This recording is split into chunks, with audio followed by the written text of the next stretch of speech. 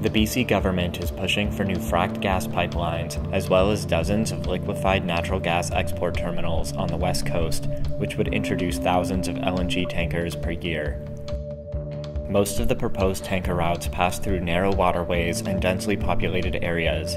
Are the hazards of transporting LNG being taken seriously? LNG is fracked gas which is cooled to negative 162 degrees Celsius. When exposed to air, it evaporates extremely rapidly, producing explosive gas vapor. Field tests show that pools of LNG can burn for long periods of time. Flames from large LNG pool fires can reach up to 150 meters in height. There have been multiple explosions of LNG tanker trucks that have caused serious damage. In 2012, an LNG tanker truck exploded in central China, producing a massive fireball that killed 5 people. Spills from LNG tanker ships have the potential to cause even larger and more devastating explosions. They are considered to be more dangerous than oil tankers. The U.S. Department of Energy commissioned Sandia National Laboratories to assess the potential impacts of LNG tanker accidents. If a tanker ran aground and suffered a containment leak, LNG could pour into the water and freeze it instantly, resulting in a spreading pool of liquid on top of the ice. This liquid would evaporate rapidly, creating a large vapor cloud of gas which can ignite if diluted with oxygen. Anything within a 500-meter radius of the tanker could be killed by freezing or suffocation from the cold gas cloud. If ignited, a large shockwave would be produced as well as a fireball that could burn anything within a 1.6-kilometer radius, causing structural damage and starting forest fires and grass fires.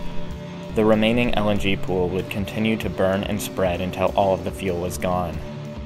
Anything within a 3.5-kilometer radius of blast could also be affected, but less severely.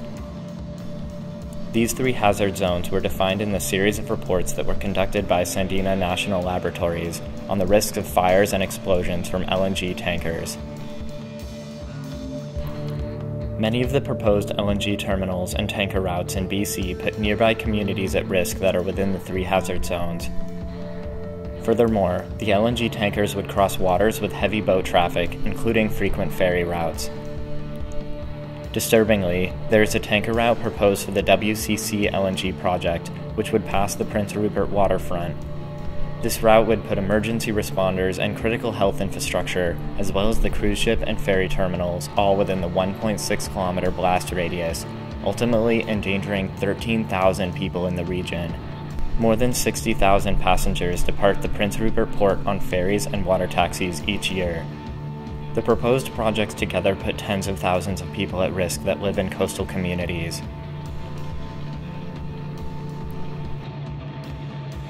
The Society of International Gas Tanker and Terminal Operators, which represents some of the biggest players in the global LNG industry, has outlined important features for the safe siting of LNG terminals and tanker routes. Neither the BC government or the federal government have adopted SIGTTO's recommendations, many of which would not be met by the proposed projects in BC. Although the risk of a leak from LNG tankers are low, the accident record for the natural gas industry is far from spotless. There have been a number of industrial accidents in gas plants, such as the explosion at the Pemex gas plant in Renola, Mexico. There have also been multiple natural gas pipeline ruptures and subsequent explosions.